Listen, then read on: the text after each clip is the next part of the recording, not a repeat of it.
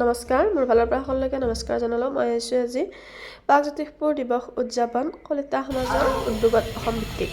চাওকচোন তাতেলীয়াবাৰী প্ৰাথমিক বিদ্যালয় হৈছে ইমান ধুনীয়াকৈ অনুষ্ঠানভাগি ৰাইজে অনুষ্ঠিত হৈছে। বহুত ভাল লাগিল আহি ইয়াতে জয়ন্ত দিলীপ শইকীয়া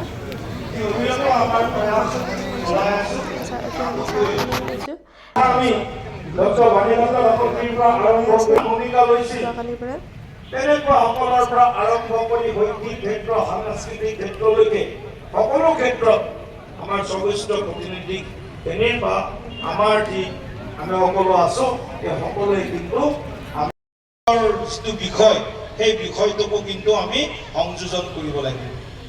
কেৱল মানে দাবী কৰিলেই চব হৈ যাব এনেকুৱা নহয়, ইয়াৰ কাৰণে পৰিৱেশো নিৰ্মাণ কৰিব লাগিব।